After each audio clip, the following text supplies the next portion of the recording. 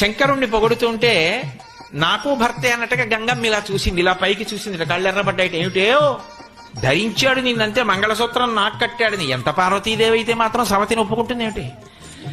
మీకు చెల్లెల్లాంటి దాన్ని అంటే ఎంతమందినైనా ఇంటికి రానిస్తుంది, కానీ ఇంకోలా మాట్లాడితే ఒప్పుకుంటారా? ఒప్పుకోరు కదా. లోకంలో ఏ స్త్రీకైనా అది సహజ విశేషం. కాబట్టి సవతి కదూ గంగమ్మ అలా చూస్తే ఇలా చూసిందిట, కళ్ళు ఎర్రబడ్డాయిట అమ్మవారికి. Download ShareChat. Download ShareChat.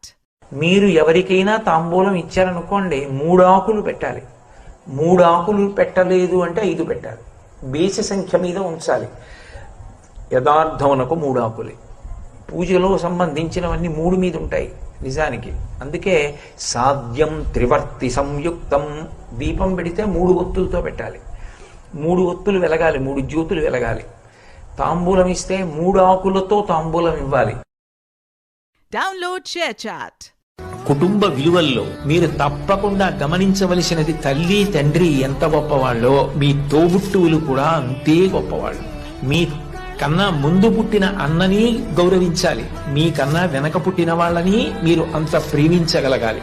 ఒక్కొక్క వ్యక్తి యొక్క జీవితం చెక్కబడడానికి కారణం ఒక్కొక్కసారి తోబుట్టువులు అవుతారు.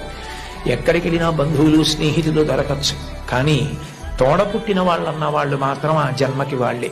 మా అన్నయ్యతో నాకు మాటలు లేవండి, మా తమ్ముడితో నాకు మాటలు లేవండి, మా అక్కతో నాకు మాటలు లేవండి, ఈ మాట అనడం చాలా దారుణం. నీ తోడబుట్టిన వాడితోటే నువ్వు సర్దుకోవడం చేత కాని వాడివి సమాజంలో ఎవరితో సర్దుకుంటావు? ఎవరితో శాశ్వతంగా స్నేహాన్ని నెరపగలుగుతావు? నిన్ను